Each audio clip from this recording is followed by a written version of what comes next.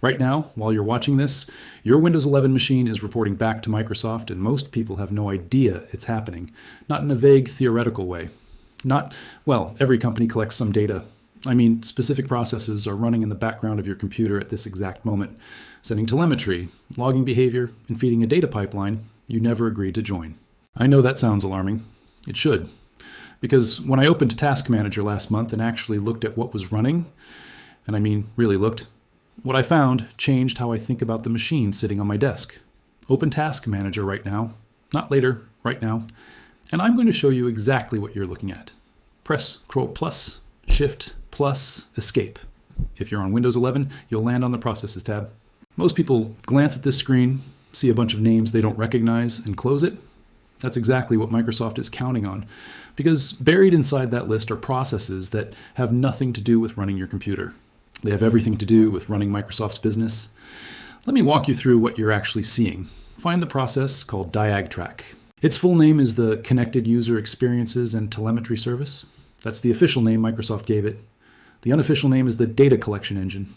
DiagTrack runs continuously in the background, gathering information about how you use your system, what apps you open, how long you use them, what errors occur, what hardware you're running, and it packages all of that and ships it to Microsoft's servers on a regular schedule. This isn't speculation. This is documented in Microsoft's own telemetry documentation, which, to their credit, they publish. The question isn't whether it's happening, it's whether you actually consented to it in any meaningful way. There's also Sysmain, formerly called Superfetch, which monitors your usage patterns to preload applications you use frequently. In theory, this speeds things up. In practice, on most modern SSDs, security researchers have found it adds negligible performance benefit while consuming memory and generating behavioral data. Then there's the WAS Medic Agent, Windows Update Medic Service, which is specifically designed to be difficult to disable. It monitors and repairs the Windows Update process, even when you've tried to pause or control updates yourself. Think about that for a second. There's a process on your machine whose job is to undo your choices. And then there's the one that got real attention in 2024, Recall. Microsoft announced Windows Recall as an AI feature that takes periodic screenshots of your screen, roughly every 5 seconds, and uses OCR to make everything you've ever done on your computer searchable. The backlash was immediate and severe. Kevin Beaumont, a security researcher with years of experience studying Microsoft's infrastructure, publicly described Recall as a potential keylogger and raised serious concerns about how that data was stored locally and what vulnerabilities it created. Microsoft was forced to delay the feature's rollout and make it opt-in rather than opt-out, but only because of sustained public pressure. Left to their own devices, it would have been running on your machine from day one. According to independent analysis published by researchers at the Electronic Frontier Foundation, Windows 11, in its default configuration, transmits telemetry data at the full level, meaning it includes diagnostic data, usage data, inking and typing data, and browsing history from Microsoft Edge, unless users specifically navigate into settings and reduce it. The EFF has documented this since Windows 10 and notes that Microsoft's privacy controls have become more layered and difficult to navigate with each successive version. Translation: they've made it harder to opt out, not easier. And the real-world consequences of this aren't abstract. Think about what's running through your computer on an average day: your emails, your work documents, the websites you visit when no one's looking, the searches you run at 2 a.m., the medical information you look up, the financial details you type, the conversations you have over web-based chat platforms. Every one of those actions generates behavioral data. Every one of them can be swept up by a sufficiently comprehensive telemetry system. If you're on Windows 11 right now, this applies to you. And the data doesn't just sit there. It feeds into Microsoft's advertising network, its AI training pipelines, and its partnerships with third-party analytics firms. But here's what really bothers me about this. And this is the part that moved me from mildly annoyed to genuinely frustrated. It's not that Microsoft collects data. Practically every major tech company does. It's the gap between what they say and what they do. Microsoft's official position is that telemetry data is collected to improve the user experience. That's the phrase that appears in their documentation, in their privacy settings, in their marketing language. Improve the user experience. It's technically true in the narrowest possible sense. Some of that data does feed into stability improvements and feature development, but that framing obscures something important.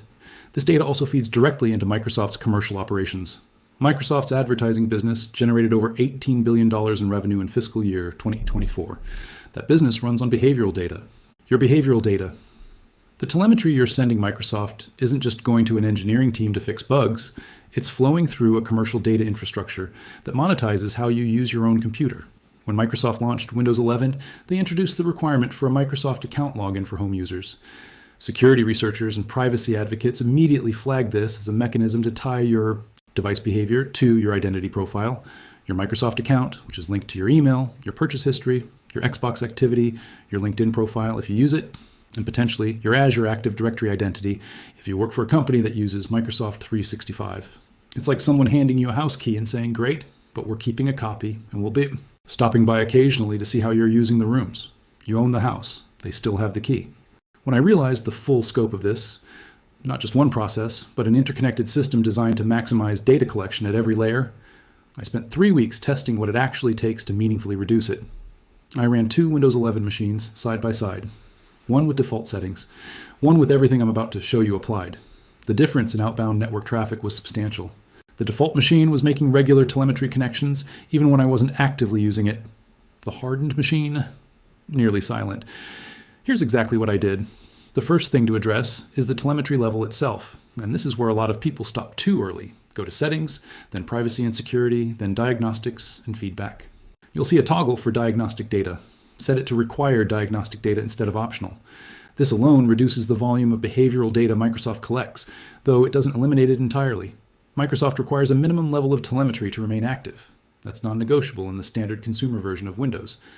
But required versus optional is a meaningful difference. Below that setting, you'll find Improve Inking and Typing. Turn that off. And Tailored Experiences, turn that off too. These are separate data streams, and most people never touch them because they're buried 3 levels into the Settings menu. Now go back to Privacy and Security and look through the permissions list. Location, camera, microphone, notifications, account info, contacts, calendar, call history, email, tasks, messaging, voice activation. Go through every single one and ask yourself, does this app genuinely need this permission? Most people will find apps with permissions that have no legitimate reason to exist. A photo editor with access to your contacts, a calculator with microphone access. These aren't necessarily malicious. They're often just lazy development practices, but they represent unnecessary data exposure. Revoke what you don't need. Next, let's deal with DiagTrack, the connected user experiences and telemetry service we talked about earlier. MSC and press Enter. Scroll down to Connected User Experiences and Telemetry. Right-click it, go to Properties, and set the startup type to Disabled. Then click Stop to halt the service immediately. Now, a caveat here. This is a well-documented tweak that the Windows privacy community has used for years, but Microsoft can, and sometimes does, re-enable this service through major Windows updates. Make it a habit to check this every few months, especially after a major update. The third layer is about activity history, a feature that logs everything you do on your computer. Locally, and if you allow it, syncs that history to Microsoft's cloud. Go to Settings, Privacy and Security, Activity History. Uncheck Store My Activity History on this device. If you see any accounts listed under Show Activity History from these accounts, remove them. This is what feeds into the Windows Timeline feature, and more relevantly, what would feed into... Recall if you're on a Copilot Plus PC where that feature has been rolled out. Fourth, and this one is often overlooked, is the advertising ID.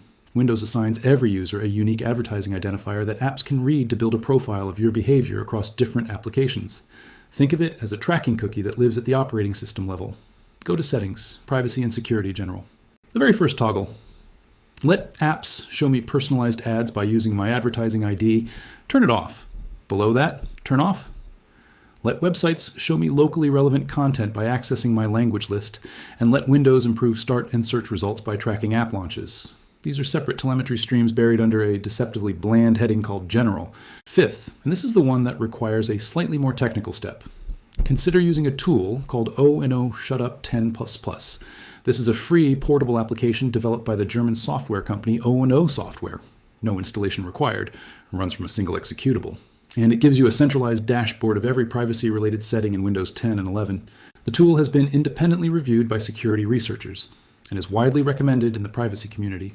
It doesn't modify your system in any irreversible way, and it shows you exactly what each setting does before you change it. I'd recommend using their recommended settings profile as a starting point, then reviewing anything flagged as limited recommendation manually before applying it. Now, here's the important disclaimer, and I want to be direct about this. These steps are appropriate for personal home users who want to reduce Microsoft's data collection footprint. If you're using Windows 11 in an enterprise environment, on a work-managed device, or through a Microsoft 365 subscription tied to your employer, some of these settings may be managed by your IT department and shouldn't be changed unilaterally. Additionally, some telemetry is genuinely used for security monitoring. Windows Defender and Smart Screen, for example, rely on certain data streams to function effectively. Don't disable Windows Defender. Don't disable Smart Screen.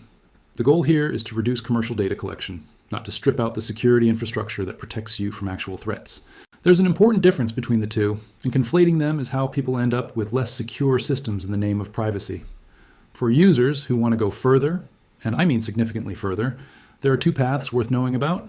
The first is Windows 11 with a local account, no Microsoft account login, combined with a tool like WPD, Windows Privacy Dashboard, or the previously mentioned Shutup 10++, and DNS level blocking of Microsoft's telemetry endpoints using something like NextDNS or Pi-hole. This combination gives you substantially more control while keeping you on Windows. The second path is Linux, specifically distributions like Linux Mint or Fedora, which have made significant strides in desktop usability and hardware compatibility. I've spent time on both, and the honest answer is Linux is genuinely viable for a lot of people now in a way that wasn't true 5 years ago. But it's also not for everyone, and pretending the transition is seamless would be dishonest.